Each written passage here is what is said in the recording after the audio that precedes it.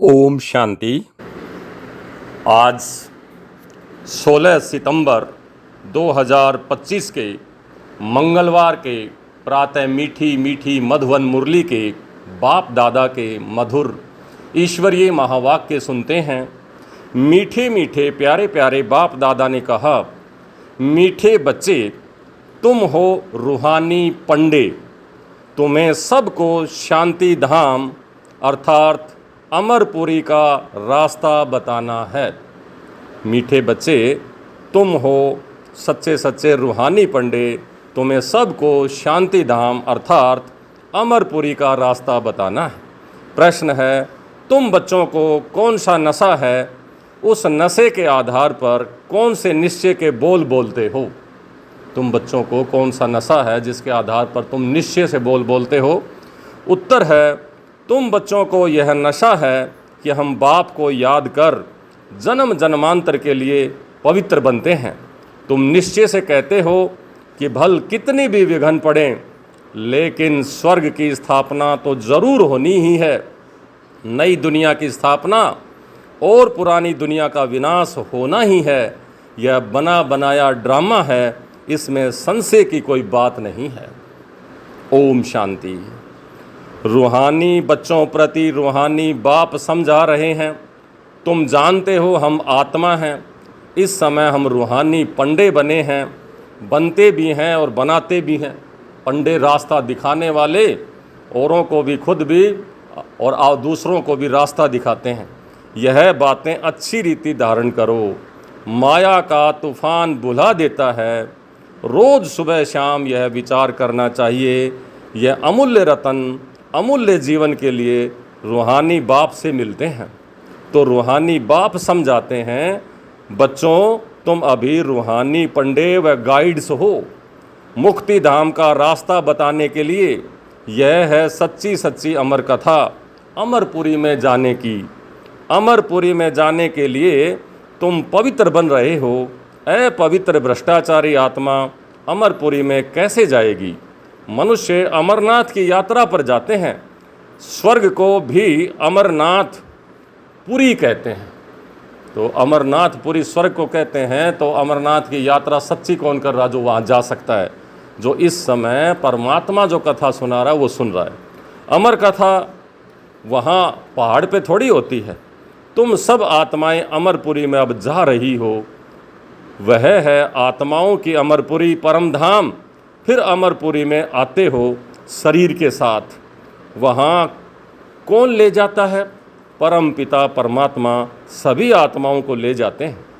उसको अमरपुरी भी कह सकते हो, परंतु राइट नाम शांति धाम है। वहाँ तो सबको जाना ही है। ड्रामा की बहावी टाली नहीं टले। यह अच्छी रीति बुद्धि में धारण करो। पहले पहले तो आत्मा समझो। परम पिता परमात्मा भी आत्मा ही है, बस परम है। सिर्फ उनको परम पिता परमात्मा कहते हैं। वह हमको समझा रहे हैं। वही ज्ञान का सागर है, पवित्रता का सागर है। अब बच्चों को पवित्र बनाने के लिए श्रीमत देते हैं कि मामे कम याद करो तो तुम्हारे जन्म जन्मांतर के पाप कट जाएंगे। याद को ही योग कहा जाता है। तुम तो बच्चे हो ना, बाप को याद करना है। याद से ही बेड़ा पार है। इस विषय नगरी में तुम शिव नगरी, इस विषय नगरी से तुम शिव नगरी में जाएंगे, फिर विष्णुपुरी में आएंगे। हम पढ़ते ही हैं वहाँ जाने के लिए, यहाँ के लिए नहीं। यहाँ जो राजाए बनते हैं वह धन दान करने से बनते हैं। कई हैं जो गरीबों की बहुत संभाल करते हैं। कोई हॉस्पिटल, कोई धर्मशालाएँ आदि बनाते हैं, कोई धन दान करते हैं। जैसे सिंध में मूलचंद था, गरीबों के पास जाकर दान करते थे। यानी ब्रह्मा बाबा के जो चाचा लगते थे लौकिक में, वो गरीबों को बहुत दान करते थे। ब्रह्मा बाबा को भी दान करने की प्रेरणा उन्हीं से मिली थी। गरीबों की बहुत संभाल करते थे। ऐसे बहुत दानी होते हैं। सुबह को उठकर अन्न की मुट्ठी निकालते हैं, गरीबों को दान करते हैं। आजकल तो ठगी बहुत लगी हुई है। पात्र को दान देना चाहिए। वह अकल तो है नहीं। अब बाहर में जो भीख मांगने वाले बैठे रहते हैं उनको देना, वह भी कोई दान नहीं है। उन्हों का तो यह धंधा है। गरीबों को दान करना अच्छा है, वो पद पाते हैं। अब तुम हो सब रूहानी पंडे, तुम प्रदर्शनी व म्यूजियम खोलते हो ना, ऐसा नाम लिखो जो सिद्ध हो जाए गाइड टू हेवन, नई विश्व की राजधानी के गाइड्स। परंतु मनुष्य कुछ भी समझते नहीं हैं। ये है ही कांटों का जंगल, स्वर्ग है फूलों का बगीचा, जहाँ देवताएं रहते हैं। तुम बच्चों को यह नशा रहना चाहिए कि हम बाप को याद कर जन्म जन्मांतर के लिए पवित्र बनते हैं। तुम जानते हो भल कितने भी विघ्न पड़े, स्वर्ग की स्थापना तो जरूर होनी है। नई दुनिया की स्थापना और पुरानी दुनिया का विनाश तो होना ही है। यह बना बनाया ड्रामा है, इसमें संशय की कोई बात नहीं है। जरा भी संशय नहीं लाना चाहिए। यह तो सब कहते हैं पतित पावन, तो अंग्रेजी में भी कहते हैं आकर के लिबरेट करो, आज़ाद करो दुखों से। दुख है ही 5 विकारों से, तो वह है ही वाइसलेस वर्ल्ड, सुख धाम। अभी तुम बच्चों को जाना है स्वर्ग में। मनुष्य समझते हैं स्वर्ग ऊपर में है, उन्हों को यह पता नहीं है कि ऊपर मुक्ति धाम में। आज यह करना है तो तुम बच्चों को अपने कल्याण के लिए आत्मा को सतो प्रधान बनाना है। पवित्र बन मुक्ति धाम में जाना है और नॉलेज से फिर देवता बनते हैं। आत्मा कहती है ना, हम मनुष्य से बैरिस्टर बनते हैं, हम आत्मा मनुष्य से गवर्नर बनते हैं। आत्मा बनती है शरीर के साथ, शरीर खत्म हो जाता है तो फिर नए सिरे से पढ़ना पड़ता है। पूर्व जन्म की पढ़ाई अगले जन्म में काम नहीं आ सकती है, पुरुषार्थ करना पड़ता है फिर से विश्व का मालिक बनने का। तो बाप कहते हैं यह पक्का याद कर लो कि हम आत्मा हैं। देवताओं को ऐसे नहीं कहेंगे, नहीं कहना पड़ता, याद नहीं करना पड़ता, क्योंकि वह तो है ही पावन। प्रारब्ध भोग रहे हैं, पतित थोड़े ही हैं जो बाप को याद करेंगे। तुम आत्मा भी पतित हो, इसलिए बाप को याद करना है। उनको तो याद करने की दरकार नहीं है। यह ड्रामा है ना, एक भी दिन एक समान नहीं होता। यह ड्रामा चलता रहता है, सारे दिन का पार्ट सेकंड बाय सेकंड बदलता रहता है, शूट होता रहता है। तो बाप बच्चों को समझाते हैं कोई भी बात में हार्ट फेल मत हो, दिल शिकस्त मत हो, छोटा दिल मत करो। यह ज्ञान की बातें हैं। भल अपना धंधा आदि भी करो, परंतु भविष्य उच्च पद पाने के लिए पूरा पुरुषार्थ करो। गृहस्थ व्यवहार में भी रहना है। कुमारियाँ तो गृहस्थ में आई ही नहीं हैं। गृहस्थी उनको कहा जाता है जिनके बाल बच्चे हैं। बाप तो अधर कुमारी और कुमारी सबको पढ़ाते हैं। अधर कुमारी का भी अर्थ नहीं समझते हैं। जो शादी के बाद ज्ञान में चलकर पवित्र रहती है उसको अधर कुमारी कहते हैं। क्या आधा शरीर है ये थोड़ी। अभी तुम जानते हो कन्या पवित्र है और अधर कन्या उनको कहा जाता है जो अपवित्र बनने के बाद फिर पवित्र बनती हैं। तुम्हारा भी यादगार खड़ा है। वैष्णो देवी जब जाते हो तो पहले अधर कुमारियों का मंदिर आता है और बाद में ऊपर वैष्णो देवी का मंदिर आता है जो कुमारी की निशानी है। तो दोनों की पूजा होती है। बाप ही तुम बच्चों को समझाते हैं, बाप तुमको पढ़ा रहे हैं। तुम जानते हो हम आत्माएं मूल वतन को जानती हैं। फिर सूर्यवंशी चंद्रवंशी कैसे राज्य करते हैं, क्षत्रिय पने की निशानी बाण क्यों दिखाया है, अभी तुम जानते हो। लड़ाई आदि की तो उसमें कोई बात नहीं है, असुरों की बात है, न चोरी की बात है। दोनों बातें गलत हैं। न वहाँ असुर होते, ना वहाँ कोई चोरी करनी पड़ती कि मक्खन चोरना है, ये करना है। ऐसे तो कोई रावण होता ही नहीं है जो 10 सिर का व्यक्ति हो, जो सीता को ले जाए। तो बाप समझाते हैं मीठे मीठे बच्चे, तुम समझते हो हम हैं हेवन के मुक्ति जीवन मुक्ति के पंडे। वह हैं जिस्मानी पंडे, हम हैं रूहानी पंडे। वो हैं कलयुगी ब्राह्मण, तुम हो संगम युगी ब्राह्मण। अभी पुरुषोत्तम बनने के लिए तुम पढ़ रहे हो। बाबा अनेक प्रकार से समझाते रहते हैं, फिर भी देह अभिमान में आने से भूल जाते हैं।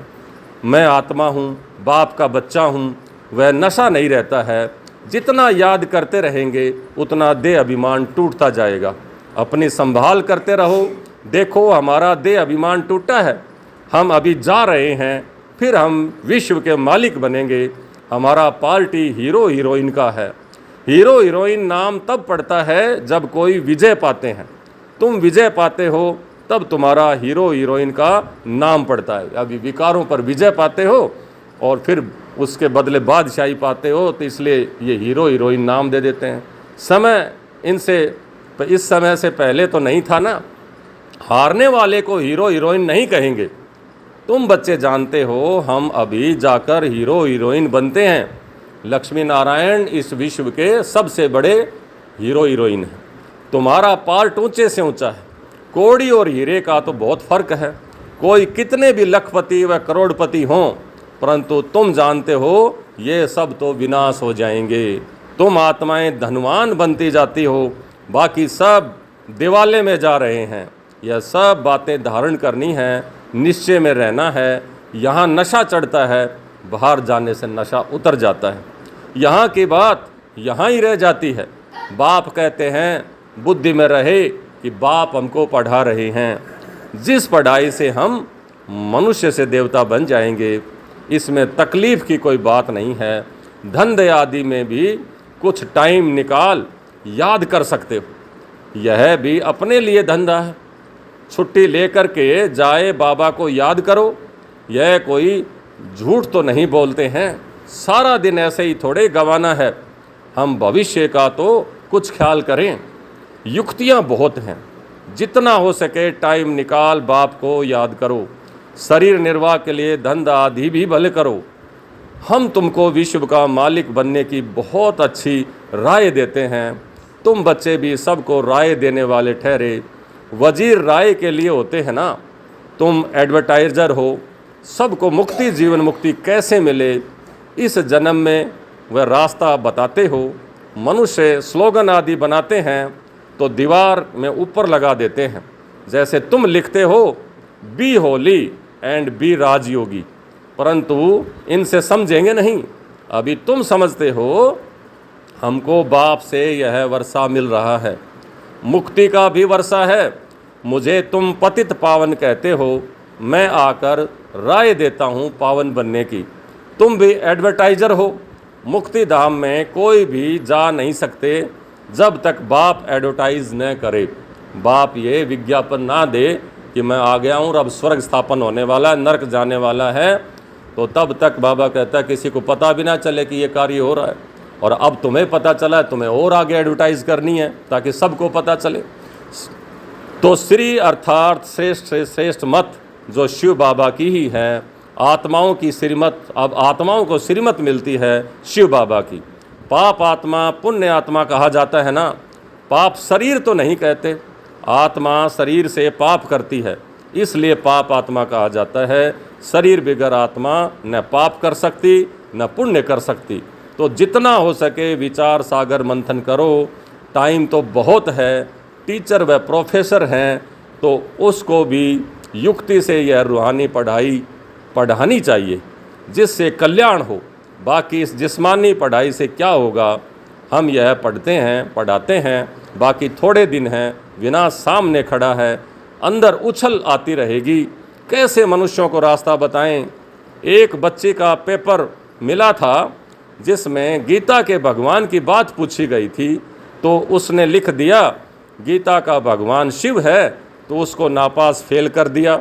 समझती थी हम तो बाप की महिमा लिखती हैं, गीता का भगवान शिव है, वही ज्ञान का सागर, प्रेम का सागर है। श्री कृष्ण की आत्मा भी यह ज्ञान सुन रही है। यह बैठ लिखा तो फेल हो गई। माँ बाप को कहा कि हम यह नहीं पढ़ेंगी, अब इस रूहानी पढ़ाई में लग जाएंगी। तो वो थी वेदांती बहन जो गुजरात से निकली थी और आज वो विदेशों के अंदर भी सेवा कर रही है, अफ्रीका वगैरह के अंदर।